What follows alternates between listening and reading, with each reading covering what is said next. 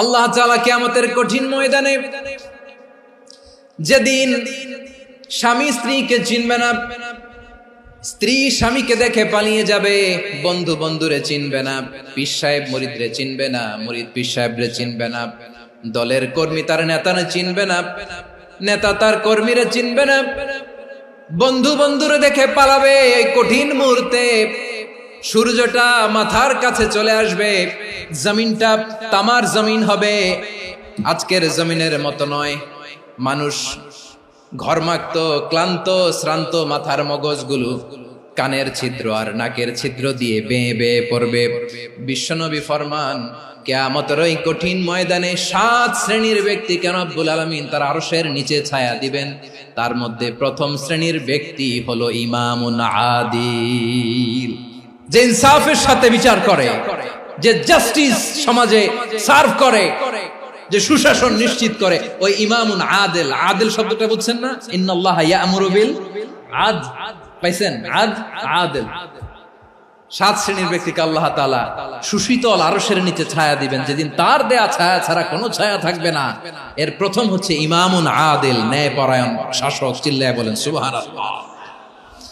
আবার বিশ্বনবী বললেন, ইন্নাল মুকসিতিনা ইনদাল্লাহি আলা মানাবিরা মিন নূর আন ইয়ামিনির রহমান। কিয়ামতের দিন যারা ন্যায় পরায়ণ হিসেবে আল্লাহর সামনে দাঁড়াবে, কিয়ামতের দিন রব্বুল আলামিন তার আরশের ডান দিকে ওই ন্যায় পরায়ণ লোকদের জন্য আরশের ডান দিকে একটা নূরের মিম্বারে তাদেরকে বসার সুযোগ করে দিবে। আল্লাহর আরশের ডান দিকে ন্যায় পরায়ণ লোকদের জন্য আল্লাহ তাআলা নূরের মিম্বার বানাবে। 4টে কেন কথা মনে করেছেন? আল আদাল, জাস্টিস। ইন্নাল্লাহা ইয়া'মুরু বিল আদল। আল্লাহ তাআলা এই আদালতের নির্দেশনা দেন, সুবিচার, সুশাসন। প্রিয় ভাইয়েরা, এটা আমরা বাংলাদেশে চাই কি চাই না? এই যে অরাজকতা, এই যে অন্যায়, এই যে জুলুম, এই যে ইনকনসিস্টেন্সি সমাজের অসঙ্গতির প্রধান কারণ জাস্টিস নাই, সুবিচার নাই, সুশাসন নাই। শেষবারের মতো আওয়াজ করে বলেন তো, আমরা বাংলাদেশে আদল চাই কি চাই না? তাহলে প্রথম নির্দেশনা শেষ। আল্লাহ তাআলা তোমাদেরকে আদলের আদেশ দেন। এরপরে আল্লাহ বললেন, আমি তোমাদেরকে ইহসানের আদেশ দেই। ইন্নাল্লাহা ইয়া'মুরু বিল আদলি ওয়াল ইহসান। আমি তোমাদেরকে যেমনি আদলের নির্দেশনা দেই, তেমনি ভাবে তোমাদেরকে ইহসানের নির্দেশনা দেই।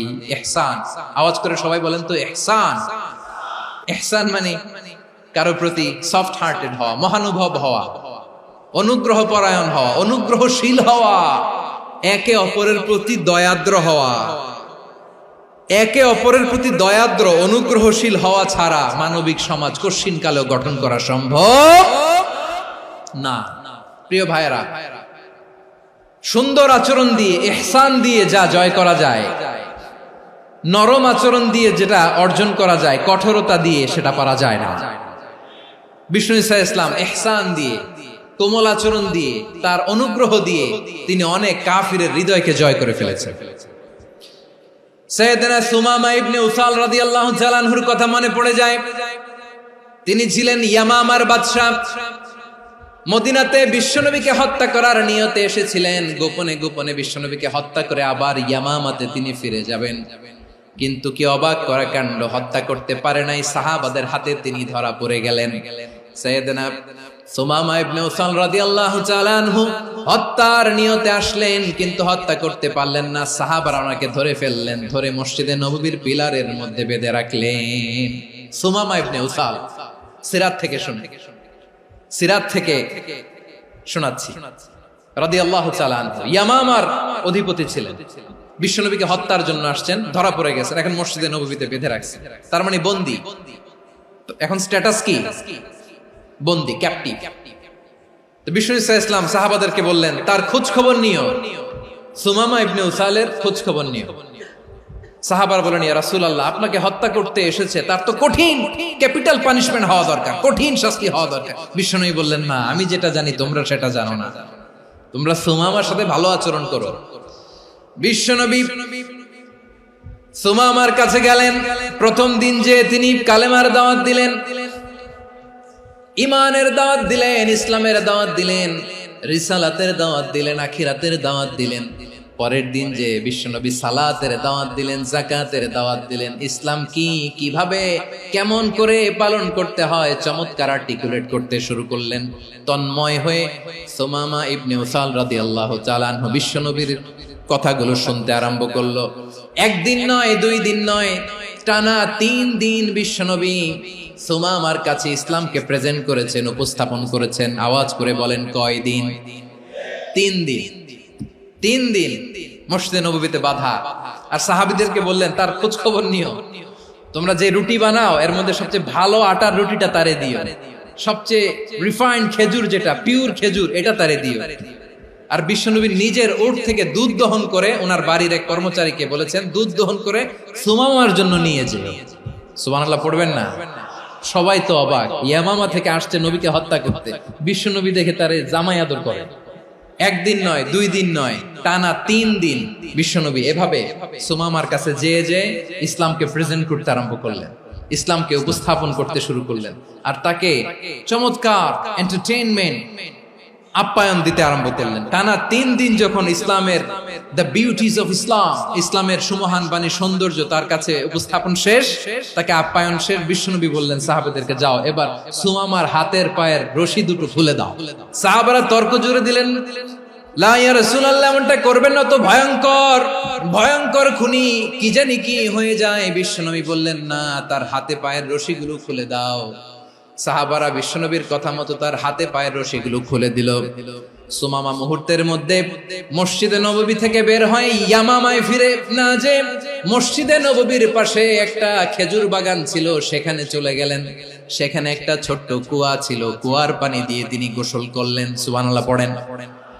কুয়ার পানি দিয়ে গোসল করে মসজিদে নববীর সামনে এসে বিশ্বনবী এবং সাহাবাদের সামনে দাঁড়িয়ে সাব্বাবা উঁচু করে বললেন, আশহাদু আল্লা ইলাহা ইল্লাল্লাহ ওয়া আশহাদু আন্না মুহাম্মাদান আবদুহু ওয়া রাসূলুহু।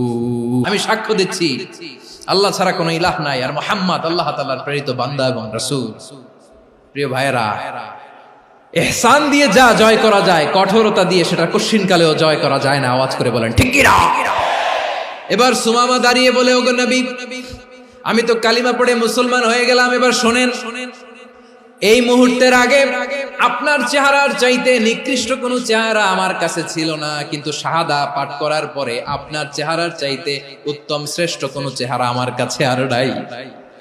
ও নবী, আজকের দিনের আগে ইসলাম ধর্মের চেয়ে নিকৃষ্ট অপছন্দনীয় কোনো ধর্ম আমার কাছে ছিল না, কিন্তু এই মুহূর্ত থেকে ইসলামের চেয়ে সেরা শ্রেষ্ঠ পছন্দনীয় কোনো ধর্ম আমার কাছে নাই।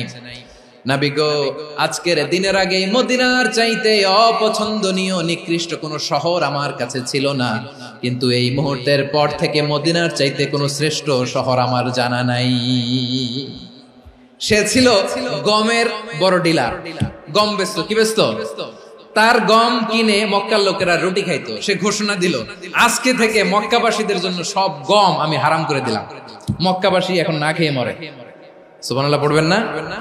মক্কাবাসী বিশ্বনবীর কাছে আসলেন, এসে বললেন, মুহাম্মদ, আমরা তো তোমার ভাই, তোমার চাচা, তোমার ভাতিজা, তোমার আত্মীয়, তুমি সুমামারে বলো সে যেন আবার গমের সাপ্লাই মক্কার জন্য অনুমতি দিয়ে দেয়। বিশ্বনবীর অনুমতি ক্রমে সুমামা আবার মক্কাতে গম পাঠাতে শুরু করলো। পড়েন সুবহানাল্লাহ। ইহসান, ইহসান দিয়ে আপনি যেটা জয় করতে পারবেন, you can win the heart of your enemies. ইহসান দিয়ে আপনি আপনার শত্রুর হৃদয়কে জয় করতে পারবেন। এজন্য আল্লাহ বললেন, ওয়া আনফিকু ফি সাবিলিল্লাহি ওয়া লা তুলকু বিআইদিকুম ইলাত তাহলুকা ওয়া আহসিনু ইন্নাল্লাহা ইউহিব্বুল মুহসিনিন। তোমরা আল্লাহর রাস্তায় দান করবে আর নিজেরা নিজেদেরকে ধ্বংসের হাতে ঠেলে দিও না। তোমরা একে অপরের প্রতি ইহসান করবে, কারণ ইহসানকারীদেরকে আল্লাহ বড় ভালোবাসেন। সুবহানাল্লাহ পড়েন। আবার সূরা রহমানে আল্লাহ বললেন, হাল জাযাউল ইহসানি ইল্লাল ইহসান ফাবিআইয়ি আলা, সবাই পড়েন ফাবিআইয়ি আলাই রাব্বিকুমা তুকাযযিবান। ইহসানের প্রতিদান হিসেবে ইহসানি হয়। বিশ্বনবী সুমামার প্রতি যেমন ইহসান করেছেন, সুমামাও ঠিক তেমন ইহসান ফিরিয়ে দিয়েছে। ঠিক কিনা বলেন? তাহলে এক নম্বরে হচ্ছে আদ, ন্যায় বিচার। দুই নম্বরে সবাই বলেন ইহসান, সদাচরণ। ইহসান দুই ধরনের প্রিয় ভাইরা, ইহসান ফিল ইবাদা, ইহসান ফিল মুআমালা। ইহসান ফিল ইবাদা হচ্ছে একাগ্র অনুভবে ইবাদতে ডুব দেওয়া, এর নাম ইবাদতের ইহসান। সুবহানাল্লাহ পড়ুন। বিশ্বনবী বলেন ইহসান মানে কি জানো নাকি? হাদিসে জিবরিলে সাইয়েদনা জিবরিল আলাইহিস সালাম বিশ্বনবীকে বললেন আখবিরনি আনিল ইহসান। নবী আমাদেরকে বলেন ইহসান মানে কি? বিশ্বনবী বললেন আনতা আবুদাল্লাহা কাআন্নাকা তারাহু ফাইন লাম তাকুন তারাহু ফাইন্নাহু ইয়ারাক। ইহসান মানে হলো এমন ভাবে তুমি আল্লাহর সামনে নিজেকে উজাড় করে ইবাদত করবে, তুমি ভাববে তুমি আল্লাহকে দেখতে পাচ্ছ। আর এটা যদি ভাবা তোমার জন্য কঠিন হয়ে যায়, অন্তত এতটুকু তুমি ভাববা যে আল্লাহ তোমাকে দেখতে পাচ্ছেন। ঠিক কিনা বলেন? ও আমার বীর চট্টলার ভাইয়েরা, কেউ যেটা দেখে না সেটা দেখে কে? এই বিশ্বাস হৃদয়ের মধ্যে আছে? নামাজে যখন দাঁড়ান এই ফিলিংসটা আনা যাবে? এসা পর্যন্ত যে আমরা হায়াত পাবো কোনো গ্যারান্টি আছে? সবাই আওয়াজ করে বলেন গ্যারান্টি আছে? গ্যারান্টি নাই। এজন্য বিষ্ণু ইসলাম বলেছে এমন ভাবে নামাজে দাঁড়াও, ইবাদত করো, মনে করো হতে পারে এটাই আমার জীবনের শেষ নামাজ। Perform the salah as if this is your last and final prayer. এমন ভাবে সালাতে দাঁড়াও, ভাবো হতে পারে এটাই তোমার জীবনের শেষ নামাজ। এমন ভাবে নামাজে দাঁড়াও, ভাবো এটাই শেষ নামাজ। তাহলে নামাজে একাগ্রতা বাড়ায় দিবে কে? ফলে ইবাদতের ইহসান আমাদের অর্জিত হবে। আর মুআমালাতে ইহসান হলো, বিশ্বনবী বলেন ইন্নাল্লাহা তাবারাকা ওয়া তাআলা কাতাবাল ইহসানা আলা কুল্লি শাই ফাইযা কাতালতুম ফাআহসিনুল কিতলা ওয়া ইযা যাবাহতুম ফাআহসিনুয যাবহা ওয়ালিয়ুহিদ্দা আহাদুকুম শাফরাতাহু ওয়ালিয়ুরিহ যাবিহাতাহু। ইহসান দুই ধরনের, আওয়াজ করে বলতে হবে কয় ধরনের? একটা হচ্ছে ইহসান ফিল ইবাদা, ইবাদতে ইহসান। ইবাদতে ইহসান কি? একাগ্র অনুভব দিয়ে ইবাদত করা, মন প্রাণ দিয়ে ইবাদত করা। আর মুআমালাতে ইহসান কি? সব কাজে, দৈনন্দিন কাজে, কর্মে, সামাজিক অ্যাক্টিভিটিতে কোমলতা প্রদর্শন করা, অনুগ্রহের সাথে সবকিছু করা। আল্লাহ তাআলা ইন্নাল্লাহা তাবারাকা ওয়া তাআলা কাতাবাল ইহসানা আলা কুল্লি শাই, তিনি সবকিছুর ব্যাপারে ইহসানকে আবশ্যক করেছেন। সবকিছু, মুমিনের সব কাজে ইহসানের পরশ থাকবে। ওয়া ইযা কাতালতুম ফাহসিনুল কিতলা, বিষ্ণুই বলেন তুমি যখন কাউকে হত্যা করো ইহসানের সাথে করো। সুবহানাল্লাহ পড়বেন না? যখন হত্যা করো তখনও ইহসানের সাথে। আচ্ছা হত্যা করবো আবার ইহসান আসবে করতে করে তো মেরেই ফেলবো আমি। আল্লাহ, ও ভাই একজন খুন করেছে, খুনি, রাষ্ট্রীয় আইনে তার শাস্তি হয়েছে ডেথ পেনাল্টি, মৃত্যুদণ্ড। এখন মৃত্যুদণ্ড দেখে আপনি যেমনি মন চায় তেমনি মারবেন লোকটারে? ওর নাক কেটে ফেলতে পারবেন? ওর কান কাটতে পারবেন? ওর চোখ উপড়ে ফেলতে পারবেন আপনি? যেমন মন চায় তার অঙ্গহানি করা যাবে না। ইহসানের সাথে তাকে হত্যা করো। সুবহানাল্লাহ, this is Islam, this is the true essence of Islam. ওয়া ইযা যাবাহতুম ফাহসিনুয যাবহা, যখন জবাই করবে তখনও ইহসানের সাথে জবাই করো। করব জবাই, ওইখানেও নাকি ইহসান। আচ্ছা কুরবানির দিন আমরা পশুগুলোরে কি করি বলেন সবাই আওয়াজ করে?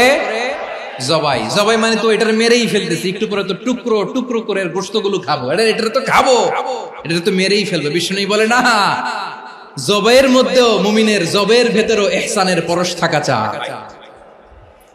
যখন জবাই করবে প্রাণীটাকে হাত পা টাইট করে বেঁধে নাও, ছুরিটাকে শার্পেন করে নাও, ধারালো করে নাও, যাতে অল্প সময়ে জবাইটা হয়ে যায়, প্রাণীটা যাতে কম কষ্ট পায়। সুবহানাল্লাহ পড়ে। দিস ইজ কল্ড ইহসান। আল্লাহ তাআলা যেমনি আদলের আদেশ করেছেন, ন্যায় বিচার, জাস্টিস এনশিওর করতে বলেছেন, সমাজে ইহসানের ব্যবহার, ইহসানের অনুশীলন তিনি করতে বলেছেন। এজন্য মুমিনের প্রতিটি কাজে, আমার চট্টগ্রামের ভাইয়েরা আমার দিকে তাকান, খেয়াল করে শুনুন, মুমিন জীবনের প্রতিটি কাজে ইহসানের পরশ থাকা চাই। আমরা যেন আমাদের পরিবারের প্রতি ইহসান করি, আমরা যেন আমাদের কর্মচারীদের প্রতি ইহসান করি, আমরা যেন আমাদের কলিগদের প্রতি ইহসান করি, আমরা যেন আমাদের ভাইদের প্রতি ইহসান করি। মুমিন জীবনের প্রতি কাজে ইহসানের পরশ থাকার দরকার আছে না নাই? কথা বুঝতে পেরেছেন? তাহলে আল্লাহ তাআলার তিনটা আদেশ ছিল, কয়টা গেল? প্রথমে কি ছিল? আদল। 2 নম্বরে, 3 নম্বরে রব্বুল আলামিন বললেন ওয়া ইতাইদিল কুরবা, নিকটাত্মীয়দেরকে দান করো। নিকট আত্মীয়দেরকে দাও, যারা তোমাদের ব্লাড কানেকশনের আত্মীয় তাদেরকে তোমরা দাও। এখানে জেনারেলি বললেন দাও, কি দিব সেটা তিনি এখানে বলেন নাই, সেটা তিনি সূরাতুল ইসরার মধ্যে বলেছেন। আল্লাহ বলেন ওয়া আতিযাল কুরবা হাক্কাহ, নিকট আত্মীয়দেরকে তাদের অধিকার, তাদের প্রাপ্য তোমরা বুঝিয়ে দাও। দেখেন, একটা শান্তির সমাজ, একটা সমৃদ্ধ সমাজ, একটা মানবিক সমাজ গঠনের জন্য আল্লাহ তাআলা বেশি না, মাত্র 3টা অর্ডার, 3টা ভার্ডিক্ট তিনি জারি করেছেন। 1 নাম্বার সুশাসন, ন্যায় বিচার। 2 নাম্বার ইহসান। 3 নাম্বার নিকটাত্মীয়, যারা কাছের, তোমার ভেরি ক্লোজ রিলেশনশিপে আছে, তাদেরকে দাও। দাও, দিলে বাড়িয়ে দেয় কে? অনেকে দিতে চায় না, কৃপণতা করে। দিলে বাড়ায় দেয় কে? ও মিয়া, মদিনার মধ্যে সবচাইতে গরিব সাহাবী ছিল বেলাল রাদিয়াল্লাহু তাআলা আনহু। ওনার এন্টায়ার অ্যাসেট, সম্পদের পরিমাণ কতদূর জানেন? একটা লুঙ্গি। বেলাল রাদিয়াল্লাহু তাআলা আনহু, ওনার টোটাল ওয়েলথের এস্টিমেশন হচ্ছে মাত্র একটা লুঙ্গি। একটা লুঙ্গি, টোটাল ওয়েলথ এস্টিমেশন, টোটাল সম্পদের পরিমাণ বেলাল রাদিয়াল্লাহু তাআলা আনহুর কি ছিল? ওই বেলাল রাদিয়াল্লাহু তাআলা আনহুকে বিষ্ণু ইসলাম বলেছেন আনফিক ইয়া বেলাল, ও বেলাল তুমিও দাও। ওয়ালা তাখশা মিন যিল আরশি ইখলালা, আরশের অধিপতির তো কোনো ঘাটতি নাই, তুমি দিলে ওই আল্লাহ তোমারে বাড়ায় দিবে। এজন্য আমার প্রিয় ভাইয়েরা, দিলে কমে না, দিলে বাড়ে। অনেকে ধরে রাখে, নতুন কিছু নিতে পারে না, হাত দিয়ে যেটা ধরে রেখেছেন এটা দিয়ে দেন, বড় একটা ধরার সুযোগ পাবেন। জোরে বলেন ঠিক কিনা? রব্বুল আলামিন বললেন 3 নাম্বার আদেশ হলো তোমাদের প্রতি সমাজটারে কেমন করে মানবিক সমাজ, সুন্দর সমাজ গড়বা। 3 নাম্বার আদেশ হলো ওয়া আতিদাল কুরবা হাক্কা, নিকটাত্মীয়দেরকে তাদের প্রাপ্য বুঝিয়ে দাও। এই নিকটাত্মীয়দেরকে তাদের অধিকার বুঝিয়ে দেওয়া, প্রাপ্য বুঝিয়ে দেওয়াতে আমাদের গাফলতি আছে না নাই? অনেকে দেখবেন অনেক আল্লাহওয়ালা, তাহাজ্জুদ গুজার, সেজদা দিতে দিতে কপালে কালো দাগ ফেলে দিছে, সে তার বোনের হকটা আদায় করে নাই, আছে না নাই? অনেক বড় হাজী সাহেব, বিশাল লম্বা দাড়ি, ছেলেরে সব দিয়ে দিছে, মেয়েরে কিছু দেয় নাই, মেয়ের হক আদায় করে নাই, আছে না নাই? এই হাজী সাহেবেরা, এই আল্লাহওয়ালারা কিয়ামতের ময়দানে আটকে যাবে। আপনি অন্যের অধিকার নষ্ট করেছেন, তাদের রাইটস কে ভায়োলেট করেছেন। এজন্য আল্লাহ তাআলা বলেন, কারো অধিকার যদি কেউ নষ্ট করে, ওই সমাজটা মানবিক সমাজ কঠিনকালেও হতে পারে না। এজন্য 3 নম্বর আল্লাহ বললেন ওয়া ইতাইদিল কুরবা, নিকটাত্মীয়দেরকে দাও। কি দিবা? তাদের অধিকার দিয়ে দাও। বোনের অধিকার বুঝিয়ে দাও, মেয়ের অধিকার বুঝিয়ে দাও, ফুফুর অধিকার বুঝিয়ে দাও। দেখবেন অনেক মায়েরা ছেলের পাতে মুরগির রান দেয়, মেয়ের পাতে দেয় মুরগির ঠ্যাং। তো মেয়ের কি মুরগির রান খেতে মনে যায় না? মনে যায় না? এমনটা করা যাবে না। নিকটাত্মীয়দেরকে অধিকার দিয়ে দাও, নিকটাত্মীয়ের সাথে সুসম্পর্ক রাখো। আদেশটা কার? এজন্য প্রিয় ভাইয়েরা, জীবনে যদি বারাকা অর্জন করতে চান, নিকটাত্মীয়দের সাথে সুসম্পর্ক রাখতে হবে, তাদের জন্য উপহার পাঠাতে হবে। বিশ্বনবী বলেন লা ইয়াদখুলুল জান্নাতা কাতে, যে ব্যক্তি আত্মীয়তার সম্পর্ককে ছিন্ন করে দেয়, সে কঠিন কালেও আল্লাহর জান্নাতে ঢুকবে না। আপনি কি এটারে সহজ হাদিস মনে করছেন? এটা সহজ কথা?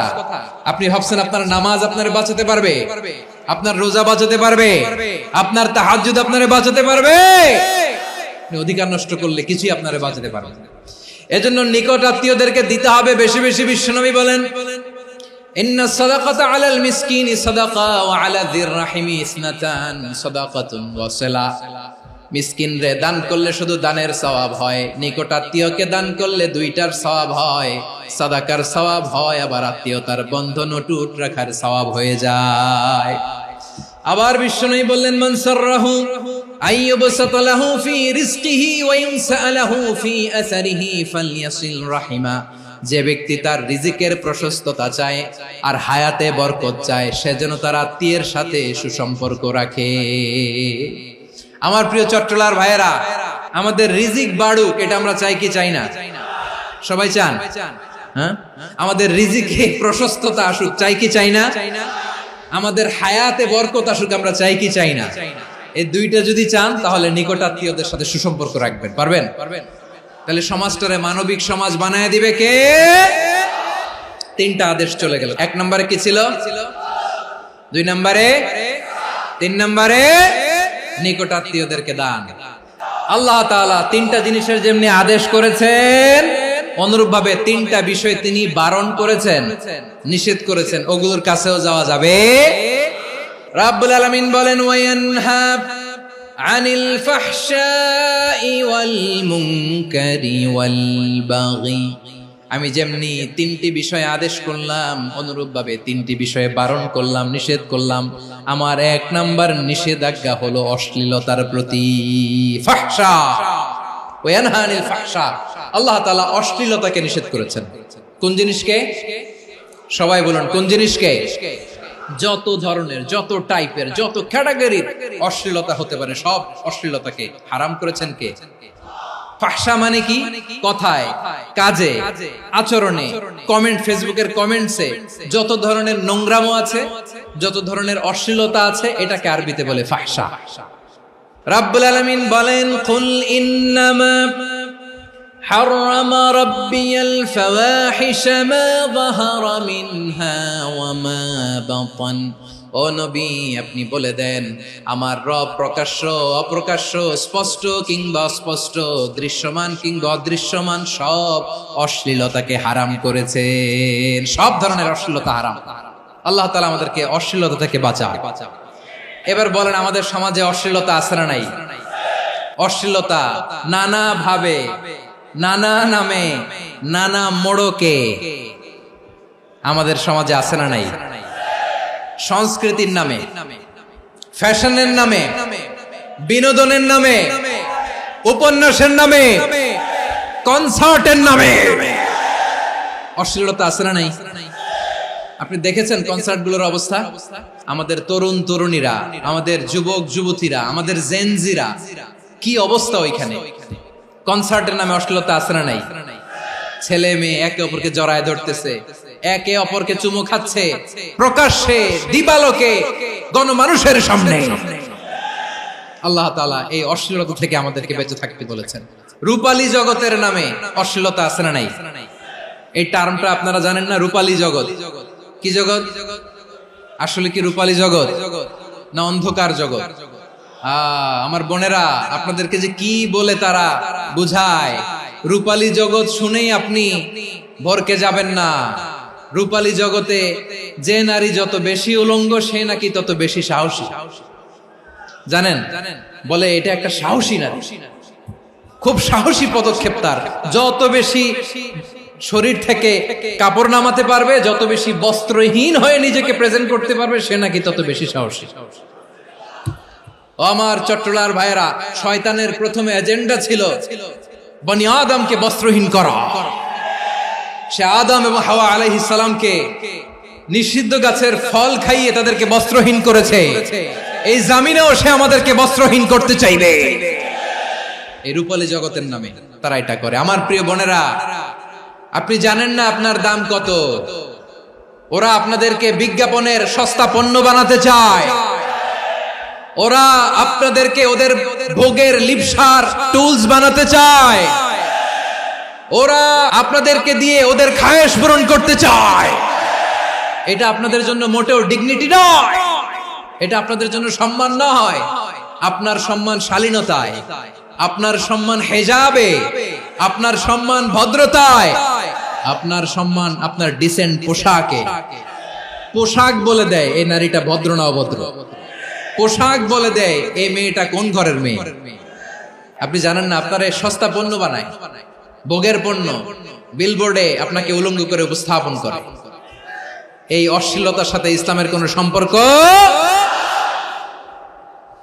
এজন্য আল্লাহ বলেন, আমি অশ্লীলতাকে হারাম করেছি। অশ্লীলতাকে হারাম করার প্রথম কারণ হলো এর মাধ্যমে মানবতাকে অপমানিত করা হয়। কারণ মানুষের সম্মান মানুষের পোশাকে। মানুষ যখন পোশাকহীন হয়ে যায়, বস্ত্রহীন হয়ে যায়, তার সম্মান কমে যায়। ঠিক কিনা? অশ্লীলতাকে হারাম করার প্রথম কারণ হচ্ছে মানুষ মানুষকে অপমান করে। একটা নারী, সে তো সম্মানিত, নারী যে কত সম্মানিত নারীর এটা বুঝেই নাই। বিশ্বনবী বলেন আদ-দুনিয়া কুল্লুহা মাতা ওয়া খায়রু মাতা'আদ দুনিয়া আল মারআতুস সালিহা। আমার বোনেরা, 5টা প্যান্ডেলে আপনারা এলইডিতে আমার আলোচনা শুনছেন, আমি জানি। আপনাদের এই গর্ভ যে কত দামি আপনি জানেন না। আপনার পেট থেকেই আসবে আগামী দিনের সালাহুদ্দিন আল আইয়ুবী, আপনার পেট থেকেই আসবে অনাগত দিনের ইমাম মাহদী আল মুনতাযর, আপনার পেট থেকেই আসবে অনাগত দিনের ফয়সাল, ওয়াসিম, মুগ্ধ, আবু সাইদের মতো বীর যোদ্ধা। আমার প্রিয় বোনেরা, আমার প্রিয় বোনেরা, বিশ্বনবীর কথার ওজন খেয়াল করেন। আদ-দুনিয়া কুল্লুহা মাতা ওয়া খায়রু মাতা'আদ দুনিয়া আল মারআতুস সালিহা। দুনিয়ার সবকিছুই অ্যাসেট, এর মধ্যে সবচেয়ে দামি অ্যাসেট নেককার নারী। আপনার গর্ভ যে কত দামি আপনি জানেন না। নিজের সময়টাকে কাজে লাগান, কোরআন পড়েন, সুন্নাহ পড়েন। আপনার অনেক দায়িত্ব ঘরে। You are the MD of your family. একটা family it's a very big institution. পরিবার একটা অনেক বড় প্রতিষ্ঠান, and you are the MD of your institution. আপনি এই পরিবারের MD, managing director of your family. এখানে আপনার কত দায়িত্ব। আপনি ছেলে মেয়েদেরকে তারবিয়া করবেন, আপনি আপনার স্বামীর জন্য ঘরটারে জান্নাতের নীর বানাবেন, আপনার জন্য জান্নাতের ডুপ্লেক্স বাড়ি ওইখানে তৈরি করে রাখবে কে? আপনি যে কত দামি আপনি জানেন না। নারীদেরকে আল্লাহ বানিয়েছেন উচ্চতর করে, নিম্নতর নয়। নারীদেরকে ছোট্ট জিনিস দিলে এটারে বড় করে দেয়। নারীদেরকে ভ্রূণ দিলে, শুক্রাণু দিলে নারী এটারে বাচ্চা হিসেবে উপহার দেয়, ঠিক কিনা? বিয়ের মাধ্যমে স্বামী যখন তার শুক্রাণু তার স্ত্রীকে উপহার দেয়, স্ত্রী রিটার্নে কি উপহার দেয়? ফুল ফর্ম বেবি, মানব সন্তান। দেখছেন, আপনি দিলেন একটুকুনি, দিছে বিশাল। আপনি যদি নারীকে বাজার এনে দেন, নারী এটাকে সুস্বাদু খাবারে রূপান্তর করে দেয়। আপনি তাকে একটা মুচকি হাসি দিয়ে দেন, সে তার কলিজা দিয়ে দেয়। কিন্তু যদি আপনি তার মনে কষ্ট দেন, সে আপনার জীবনকে জাহান্নাম বানায়া দেয়। নারীর মন বুঝতে পারলে নেয়ামত, বুঝতে না পারলে কিয়ামত। আমার প্রিয় বোনেরা, আপনি যে কত দামি আপনি জানেন না। অনেক দামি আপনি। আপনাদেরকে যেন ভোগের সস্তা পণ্য বানাতে না পারে, আপনাদেরকে সচেতন থাকতে হবে। তাহলে কেন আল্লাহ তাআলা এই ফাহশা অশ্লীলতাকে হারাম করলেন? 1 নাম্বার, এতে হিউম্যান ডিগনিটি কমে। 2 নাম্বার, এতে মানুষের অধিকার নষ্ট হয়। আপনি বিয়ে করেছেন, এরে পরকিয়া করেন, ওর সাথে এরকম আছে না নাই? স্ত্রীর অধিকার নষ্ট করেছেন। আপনি বিবাহ সম্পর্কে আবদ্ধ হয়েছেন তার সাথে, আপনি পরকিয়া করেন ওই ছেলের সাথে, আপনি আপনার হাজবেন্ডের সাথে বিট্রে করেছেন। এজন্য আল্লাহ অশ্লীলতাকে হারাম করেছেন। অশ্লীলতাকে হারাম করার আরেকটা কারণ হচ্ছে আল্লাহ তাআলা এই হিউম্যান জেনারেশনকে এটাকে প্রিজার্ভ করতে চায়।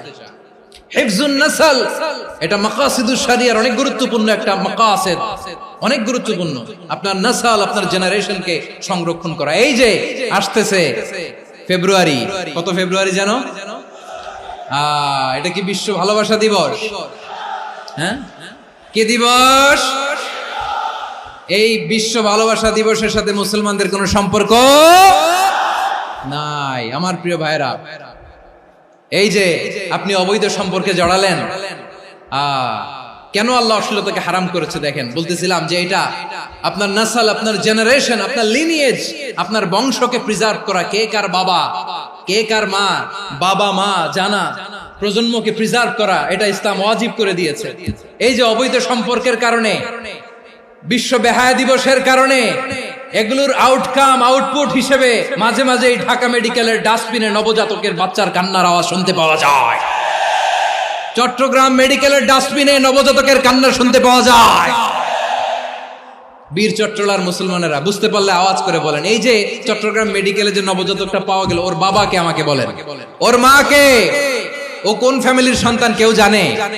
আপনি হিউম্যান ডিগনিটিকে অপমান করেছেন না? আপনি তার ভবিষ্যৎকে অন্ধকার করেছেন না? আপনি তার লিনিয়েজকে প্রশ্নবিদ্ধ করে দিয়েছেন না? এই জন্য আল্লাহ তাআলা অশ্লীলতাকে আমাদের জন্য হারাম করে দিয়েছেন। পড়েন সুবহানাল্লাহ। এই জন্য রাব্বুল আলামিন বলেন, কুল ইন্নামা হারামা রাব্বিয়াল ফাওয়াহিশা মা যাহারা মিনহা ওয়া মা বাতান। প্রকাশ্য অপ্রকাশ্য সব অশ্লীলতাকে হারাম ঘোষণা করে দিয়েছে কে? আবার দুনিয়ার বুকে যারা অশ্লীলতার প্রসার করে তাদের জন্য শাস্তি মজুদ রেখেছে কে? রব্বুল আলামিন বলেন, ইন্নাল্লাযীনা ইউহিব্বুনা আন তাশিআল ফাহিশাতু ফিল্লাযীনা আমানু লাহুম আযাবুন আলীমুন ফিদ দুনিয়া ওয়াল আখিরাতি ওয়াল্লাহু ইয়ালামু ওয়া আনতুম লা তা'লামুন। নিশ্চয়ই যারা বিশ্বাসীদের মাঝে অশ্লীলতার প্রচার প্রসার করতে চায় তাদের জন্য আমি মর্মন্তুদ শাস্তি প্রস্তুত করে রেখেছি, দুনিয়াতেও রেখেছি, আখিরাতেও রেখেছি। ঘোষণাটা কার? যারাই নাটকের নামে, সিনেমার নামে, রূপালী জগতের নামে, মুভির নামে, ওটিটি প্ল্যাটফর্মের নামে আমার সমাজে অশ্লীলতা ছড়াতে চায় তাদের জন্য কঠিন মর্মন্তুদ শাস্তি মজুদ রেখে দিয়েছে কে? ও আমার বোনেরা, এখনো আপনি জাগবেন না? এখনো আপনার চিন্তার দুয়ারে এখনো নাড়া পড়ে নাই? ওরা আপনাকে উলঙ্গ বানাতে চায়, ওরা আপনাকে আইটেম গার্ল বানাতে চায়। এজন্য ইসলাম অশ্লীলতাকে হারাম করেছে। হারাম। ইসলাম বলেছে যোজন যোজন দূরে থাকো, ওরা বলে না কাছে আসো, কাছে আসার গল্প, ক্লোজ আপ ওয়ান, কাছে আসার গল্প আছে না নাই? তাহলে অশ্লীলতার সাথে আমাদের কোনো সম্পর্ক? সবাই বলতে পারেননি, আওয়াজ করে বলুন, অশ্লীলতার সাথে আমাদের কোনো সম্পর্ক? আমরা এই সমস্ত ক্লোজ আপ ওয়ান, কাছে আসার গল্পের প্রোগ্রামে যাব? আমরা কোন ধরনের অশ্লীল কন্টেন্ট সোশ্যাল মিডিয়ায়, টিভিতে দেখব? কি যুগ যে আমরা কাটাচ্ছি আপনি কল্পনা করতে পারবেন না। পর্ন ইন্ডাস্ট্রি, নারী পুরুষের বস্ত্রহীন যুগল দৃশ্য, এটাকে দিয়ে ওরা কোটি ডলারের ইন্ডাস্ট্রি বানিয়েছে। পুরো মানব ইতিহাসে এরকম জঘন্য সময় মানব ইতিহাস পার করে না। পর্ন এটা ইন্ডাস্ট্রি হয়ে গেছে। আমাদের এই যুবকগুলো, জেনজিগুলো, ওদের চরিত্র বাঁচাবে কি করে? কেমন করে হেফাজত করবে ওদের এই মূল্যবান চরিত্র? আমার প্রিয় ভাইরা, এই অশ্লীলতার দ্য লেটেস্ট ভার্সন হচ্ছে LGBTQ, শরীফ থেকে শরীফা। শুনছেন আপনারা? দেখতে পুরুষ, আসলেই পুরুষ, সুস্থ একজন পুরুষ, 4 সন্তানের বাবা, বলে আমি মনে মনে নারী। দেখতে নারী, সুস্থ নারী, আসলেই সে দিব্যি একজন নারী, বলে আমি মনে মনে পুরুষ। সবচেয়ে ভয়ঙ্কর অশ্লীলতার সবচাইতে লেটেস্ট ভার্সন হচ্ছে এই ট্রান্সজেন্ডারিজম। সুস্থ পুরুষ তার বায়োলজিক্যাল গ্রোথকে হরমোন দিয়ে স্টপ করে দিয়ে সে সার্জারি করে নারী হতে চায়, সুস্থ নারী পুরুষ হতে চায়। পুরুষ পুরুষের প্রতি সেক্সুয়ালি আকর্ষণ বোধ করে, এটা লূত আলাইহিস সালামের কওমের মধ্যে ছিল। এটাকে আল্লাহ কোরআনে ফাহিশা বলেছেন। ওয়ালুতান ইয قال لقومه أتأتون الفاحشة ما سبقكم بها من أحد من العالمين।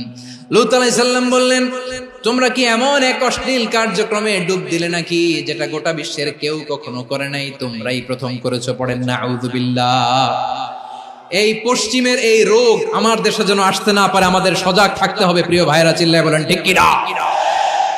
পশ্চিমের অবস্থা ভয়ঙ্কর।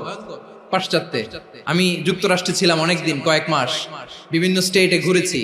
গার্ডিয়ানরা উদ্বিগ্ন, ছেলে মেয়েদেরকে, ছোট্ট ছেলে মেয়ে, ওদেরকে জিজ্ঞেস করে, তুমি how do you feel right now inside yourself? তুমি ভিতরে ভিতরে কেমন ফিল করো? তোমার কি ছেলে ছেলে লাগে না মেয়ে মেয়ে লাগে? আচ্ছা বলেন, এই ছোট্ট বাচ্চাটাও কি এগুলো জেন্ডার অ্যাসাইনমেন্ট বলতে এগুলো কিছু বুঝে? এইভাবে মিসগাইড করা হচ্ছে। কৌতূহল বশত ছোট্ট ছেলে যদি বলে আমার তো মেয়ে মেয়ে লাগে, তখন বলে যে না তুমি মেয়ে, ছেলে না। মা বাবা বাধা দিলে ওকে আলাদা গভর্নমেন্ট হাউসে নিয়ে যায়। ভয়ঙ্করতম অবস্থা। আমরা একটা সময় শুনতাম যে হুজুর আমার ছেলেটা খুব ভালো, হাফেজে কোরআন, আল্লাহওয়ালা। হুজুর আমার ছেলে দাড়ি রাখছে, আল্লাহওয়ালা। হুজুর আমার ছেলে 5 ওয়াক্ত সালাত জামাতের সাথে পড়ে, তার মানে আল্লাহওয়ালা। পশ্চিমে যে আমি কি শুনছি জানেন? ওরা বলে হুজুর আমার ছেলেটা ইউনিভার্সিটির একটা মেয়ের সাথে প্রেম করে, ও খুব আল্লাহওয়ালা, হুজুর দোয়া করবেন।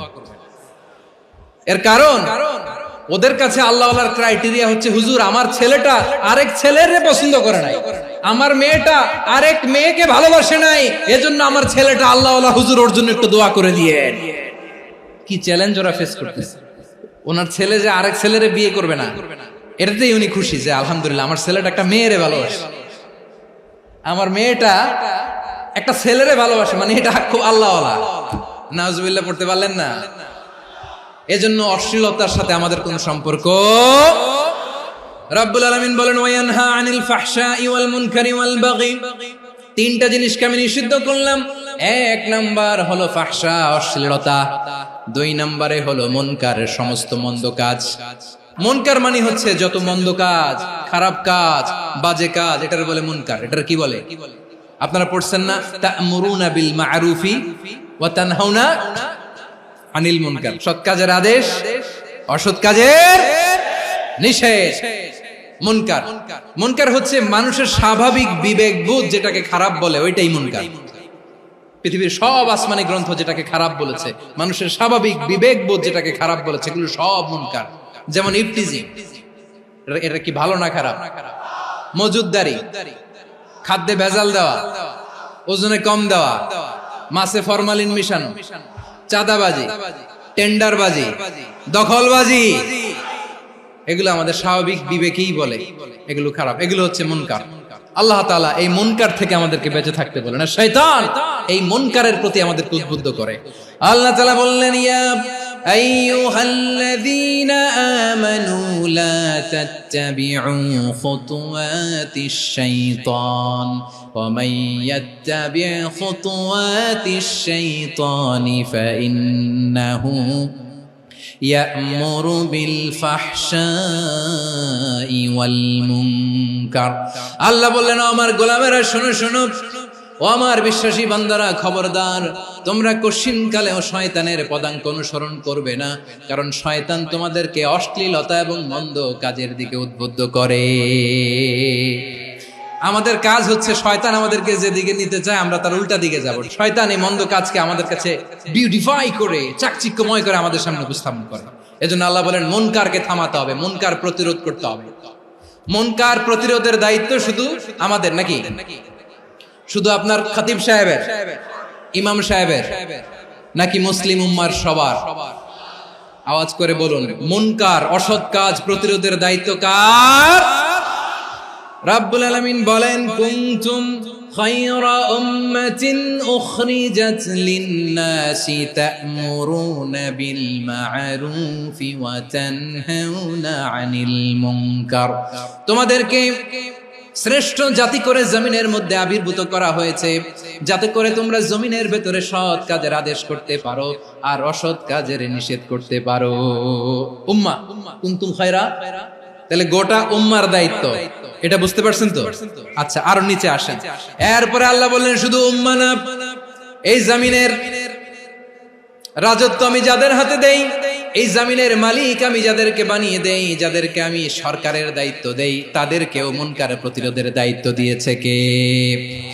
আল্লাহ বলেন, যারা ক্ষমতার মসনদে বসেছে তাদেরকে 4 দফা কর্মসূচি আমি আল্লাহ দিলাম। আওয়াজ করে বলেন, কয় দফা? আল্লাহ বলেন, আল্লাযীনা ইম্মাক্কান্নাহুম ফিল আরদি আকামুস সালাতা ওয়া আতাউয যাকাতা ওয়া আমারু বিল মা'রুফি ওয়া নাহাউ আনিল মুনকার ওয়ালিল্লাহি আকিবাতুল উমুর। যারা এই জমিনের উত্তরাধিকার হয়েছে তারা 4 দফা কর্মসূচি নিয়ে সামনে আগাবা। সালাত কায়েম করবা, যাকাত আদায় করবা, সৎ কাজের আদেশ দিবা, অসৎ কাজ থেকে মুনকার প্রতিরোধ করবা। আদেশটা কার? আমার প্রিয় চট্টলার ভাইরা, পুরো উম্মার দায়িত্ব মুনকার প্রতিরোধ করা, সরকার প্রধানের দায়িত্ব মুনকার প্রতিরোধ করা। এরপর আল্লাহ বলেন, প্রতিটা ফ্যামিলির যিনি প্রধান, সিইও, বাবা, প্রত্যেক বাবারও দায়িত্ব এই মুনকার প্রতিরোধ করা। আওয়াজ করে বলেন ঠিক কি না?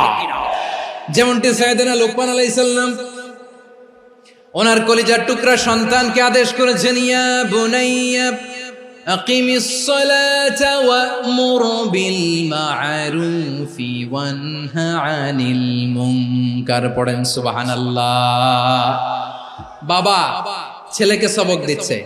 লোকমান আলাইহিস সালাম ছেলেকে বলতেছে, ওরে আমার কলিজার টুকরা সন্তান, ওরে আমার বাছা, নামাজ কায়েম করবা, সৎ কাজের আদেশ দিবা, আর মুনকার প্রতিরোধ করবা, অসৎ কাজ, সমাজ থেকে খারাপ কাজকে ঝেঁটে বিদায় করে দিবা। তাহলে দেখেন আমি স্টেপ বাই স্টেপ নামলাম। পুরা উম্মার দায়িত্ব, জমিনের উত্তরাধিকারী আল্লাহ যাদেরকে বানিয়েছেন সরকার, তাদের দায়িত্ব, প্রতিটি ফ্যামিলির প্রধানের দায়িত্ব, এরপরে বিশ্বনবী বলেন সচেতন প্রতিটি মুসলিমের দায়িত্ব সমাজ থেকে মুনকারকে উৎখাত করা। বিশ্বনবী বলেছেন, মান রাআ মিনকুম মুনকারান ফালিয়ুগাইয়িরহু বিয়াদিহি ফাইন লাম ইয়াস্তাতি ফাবিলিসানিহি ওয়া ইন লাম ইয়াস্তাতি ফাবিকলবিহি ওয়া যালিকা আযআফুল ঈমান। সমাজে যে মুনকার দেখবে, খারাপ কাজ দেখবে, সে যেন হাত দিয়ে সেটাকে থামায়। আমার প্রিয় ভাইরা, না থামালে আমরাই ডুববো শেষমেশ। আমাদের বাঁচার জন্য হইলেও থামাইতে হবে।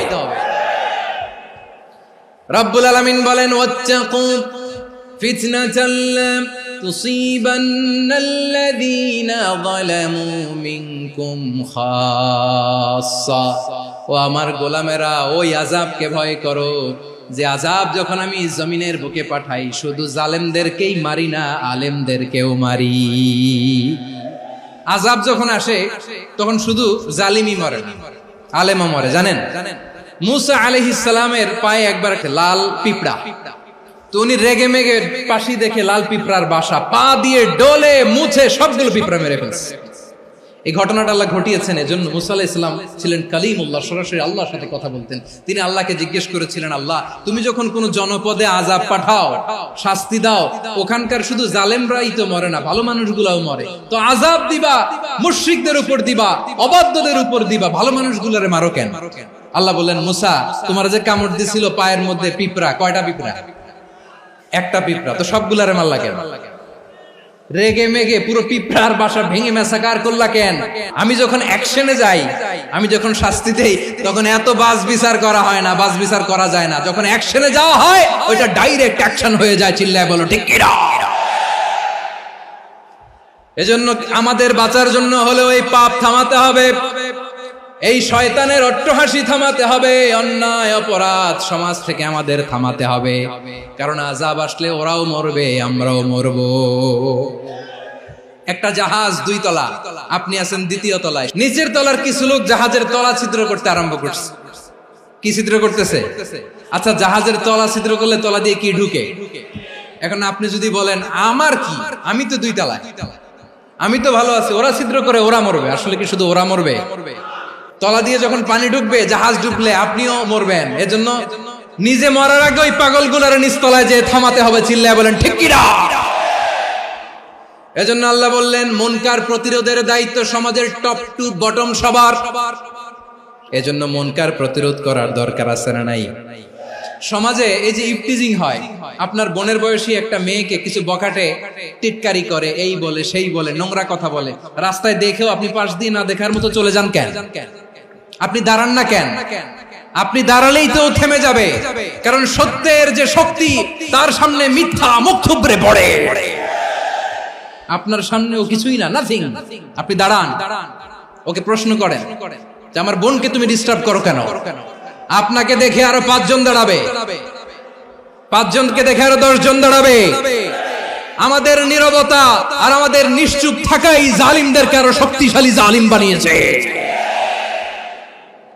এজন্য মুনকার প্রতিরোধের দায়িত্ব আমাদের সবার। টেন্ডারবাজি, চাঁদাবাজি, দুর্নীতি, অপরাধ, দখলদারিত্ব, মজুদদারি, এগুলো সবকিছু একসাথে প্রতিরোধ করতে হবে। ঠিক কিনা বলেন? একটা মানবিক সমাজ যদি চাই, প্রতিরোধ করতে হবে। প্রিয় ভাইয়েরা, আল্লাহর শপথ নিয়ে বলি, এই নাসিহাত গুলো সবার জন্য, সব দলের জন্য, সব মতের মানুষের জন্য। আমরা কোনো দলের প্রতি মানুষকে ডাকি না, আমরা ডাকি ইসলামের দিকে। সব দলের, সব মতের, সব মানুষদেরকে আমরা আহ্বান জানাই, আসুন আমরা একটা সুন্দর সমাজ বিনির্মাণ করি। এই যে নতুন বাংলাদেশের এক সুযোগ এসেছে, আর জীবনে হয়তো আসবে না, সামনের 100 বছর এই সময় আসবে না।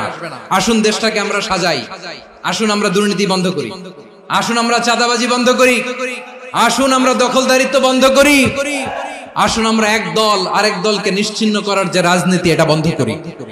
সব দলের প্রতি আমার আহ্বান, আমরা চাঁদাবাজ মুক্ত বাংলাদেশ চাই, জুলুম মুক্ত বাংলাদেশ চাই, ফ্যাসিজম মুক্ত বাংলাদেশ চাই, গুণ খুন খারাপি মুক্ত বাংলাদেশ চাই, আমরা নতুন ভোরের বাংলাদেশ চাই। ওই বাংলাদেশ পাওয়ার জন্য মুনকার প্রতিরোধে, অন্যায় প্রতিরোধে যদি বাঘের বাচ্চার মতো, আবু সাইদের মতো দুই হাত উঁচু করে বুককে টান টান করে প্রসারিত করে দাঁড়াতে হয়, রাজি আছো মুসলমান? রাব্বুল আলামিন বলেন, ওয়ায়ানহা আনিল ফাহশাই ওয়াল মুনকারি ওয়াল বাগি ইয়াইযুকুম লাআল্লাকুম তাযাক্কারুন। আল্লাহ বললেন, আমি অশ্লীলতাকে নিষেধ করি, আমি সব ধরনের মন্দ কাজকে নিষিদ্ধ করি, সব শেষে আমি সীমা লঙ্ঘনকে তোমাদের জন্য নিষিদ্ধ করি। নিষিদ্ধ করেছেন কয়টা জিনিস? 1 নম্বরে অশ্লীলতা, 2 নম্বরে মুনকার তথা সব মন্দ কাজ, 3 নম্বরে আল বাগি সীমা লঙ্ঘন, ক্রসিং দ্য লিমিট। সীমা লঙ্ঘন করা ভালো না। We all should know our limits. চিল্লায় বলেন ঠিক কিনা? একই আয়াতে আল্লাহ বললেন, কুল ইন্নামা হারামা রাব্বিয়াল ফাওয়াহিশা মা যাহারা মিনহা ওয়া মা বাতানা ওয়াল ইসমা ওয়াল বাগিয়া বিগাইরিল হক। অন্যায় ভাবে যে অবাধ্য হয়, যে সীমা লঙ্ঘন করে, তাদেরকেও আমি এটা হারাম করে দিলাম। সীমা লঙ্ঘন করা হারাম। আল্লাহ বারবার বারবার আমাদেরকে ওয়ার্নিং দেয়। যখন আমরা থামি না তখন আল্লাহ ধরে, আর যখন ধরে তখন ছাড়ে না। ধরে ধরে ধরে না, ধরলে আল্লাহ। ফেরাউনকে কিন্তু হুট করে ধরে নাই, আপনারা জানেন 9 বার ওয়ার্নিং দিয়েছে। ফেরাউনকে আল্লাহ তাআলা ওয়ার্নিং দিয়েছিল কয়বার? রাব্বুল আলামিন বলেন, ওয়ালাকাদ আতাইনা মূসা 9 আয়াতিন বাইয়িনাত। 9টা মুআজিজা দেখিয়েছি, 1 2 3 বারবার এইভাবে রিমাইন্ডার, ওইভাবে রিমাইন্ডার, এইভাবে নসিহত, ওইভাবে দাওয়া। ফাকুলা লাহু কাওলান লাইয়িনা, নরম করে বলো, সফট করে বলো, যত ওয়ে হতে পারে দাওয়া মেথডোলজি। মুসা আলাইহিস সালামের সব অ্যাপ্লাই শেষ, 10ম বারে যে আল্লাহ ধরছে। 10ম বারে যে ধরেছে। এজন্য আল্লাহ বলেন, আমি সীমা লঙ্ঘনকে পছন্দ করি না। কোরআনের অন্য আয়াতে বাগীকে বলা হয়েছে আল ইতিদা। সীমা লঙ্ঘন যারা করে তাদেরকে আল্লাহ বলেছেন মুতাদিন। ওয়াকাতিলু ফি সাবিলিল্লাহিল্লাযীনা ইউকাতিলুনাকুম ওয়া লা তা'তাদু ইন্নাল্লাহা লা ইউহিব্বুল মুতাদিন। আমি সীমা লঙ্ঘনকারীদেরকে কোশ্চিনকালেও পছন্দ করি না। আমরা যেন সীমা লঙ্ঘন না করি, রাজি আছেন তো? যে কোনো ক্ষেত্রে ইবাদতে যেন সীমা লঙ্ঘন না করি। অনেকে আমরা ইবাদতে সীমা লঙ্ঘন করে ফেলি। বিশ্বনবী সাল্লাল্লাহু আলাইহি ওয়াসাল্লাম যেটা শিখিয়েছেন, এর বাইরে যে অতিরিক্ত বুজুর্গ হতে চায়, এরকম আছে না নাই? কোন ক্ষেত্রেই সীমা লঙ্ঘন করা যাবে, এমনকি যুদ্ধ ক্ষেত্রেও না। বিশ্বনবী সাল্লাল্লাহু আলাইহি ওয়াসাল্লাম বলেন, খবরদার যুদ্ধ ক্ষেত্রেও সীমা লঙ্ঘন করো না। কি সুন্দর ইসলাম আমরা পেয়েছি। বিশ্বনবী বলেন, খবরদার যুদ্ধের ময়দানে কোনো নারীর গায়ে হাত তোলো না, কোনো শিশুর গায়ে হাত তোলো না, কোনো গবাদি পশু হত্যা করো না, কোনো শস্য ক্ষেত্র ধ্বংস করো না, ইবাদতরত অন্য ধর্মের কোনো সন্ন্যাসীর গায়ে হাত তোলো না। বলেন সুবহানাল্লাহ। তাহলে আমরা সীমা লঙ্ঘন করতে পারবো? প্রিয় ভাইরা, একটা সুখী, সমৃদ্ধ, শান্তির সমাজ, মানবিক সমাজ যদি আমরা গঠন করতে চাই, আমাদের আল্লাহর দেয়া কয়টা আদেশ মানতে হবে বলেন দেখি? আর বেঁচে থাকতে হবে কয়টা জিনিস থেকে? আল্লাহর আদেশ কি? 1 নাম্বার আদাল, ন্যায়পরায়ণতা। আমরা সুবিচার, সুশাসন, ন্যায় বিচার চাই কি চাই না? 2 নম্বরে কি ছিল? মাশাআল্লাহ, আমরা যেন সবার প্রতি দয়া পরবশ হই, ইহসান করি। 3 নম্বরে কি ছিল? নিকটাত্মীয়দের দান করা, তাদের অধিকার প্রাপ্য বুঝিয়ে দেওয়া। পাশাপাশি 3টা জিনিস থেকে আল্লাহ বারণ করেছেন, নিষেধ করেছেন। তার প্রথমটা ফাহশা, অশ্লীলতা। অশ্লীলতার সাথে আমাদের কোনো সম্পর্ক। 2 নম্বর নিষেধাজ্ঞা কি ছিল? আল মুনকার, সমাজের যত মন্দ কাজ, এগুলোকে আমরা প্রতিরোধ করব। রাজি আছেন তো সবাই? 3 নম্বরে আল বাগী, সীমালঙ্ঘন। কোন মুসলিম সীমালঙ্ঘন করে না। রাব্বুল আলামিন শেষে বললেন, ইয়াইদুকুম লাআল্লাকুম তাযাক্কারুন। আল্লাহ তোমাদেরকে উপদেশ দেন যাতে তোমরা শিক্ষা গ্রহণ করো। আমরা উপদেশ দেব, আমরা জোর করে কাউরে কিছু মানাতে চাই না। লা ইকরাহা ফিদ্দিন ওয়াযাক্কির ফাইন্না যিকরা তানফাউল মুমিনিন। উপদেশ দিলে এটা মুমিনদের কাজে দেয়। লাস্তা আলাইহিম বিমুসাইতির ইন্নামা আনতা মুযাক্কির। নবী হে, আপনি রিমাইন্ডার দাতা, আপনি উপদেশ দিবেন। আমরাও বিশ্বনবীর এই হাদিসগুলো থেকে, কোরআনের আয়াত থেকে রিমাইন্ডার, এই কথামালা বাণী বাহক হিসেবে এই বাণীগুলো আপনাদের সাথে কাছে পৌঁছে দিলাম। আমরা আল্লাহ তাআলার কাছে প্রার্থনা করি, আল্লাহ আমরা যেন আদল দিয়ে আমাদের সমাজকে গঠন করতে পারি। আল্লাহ আমরা যেন ইহসান করতে পারি, আমরা যেন নিকটাত্মীয়দের দান করতে পারি। আল্লাহ যত ধরনের অশ্লীলতা, অনাচার, মন্দ কাজ, সীমালঙ্ঘন, অবাধ্যতা থেকে যেন আমরা বেঁচে থাকতে পারি। আল্লাহ তাআলা আমাদের সবাইকে কথাগুলো বুঝার ও আমল করার তৌফিক দান করুক। হাযা মা ইনদি ওয়াল ইলমু ইনদাল্লাহ আলাইহি তাওয়াক্কালতু ওয়া ইলাইহি উনীব। সুবহানাকাল্লাহুম্মা বিহামদিকা আশহাদু আল্লা ইলাহা ইল্লা আনতা আস্তাগফিরুকা ওয়া আতুবু ইলাইক।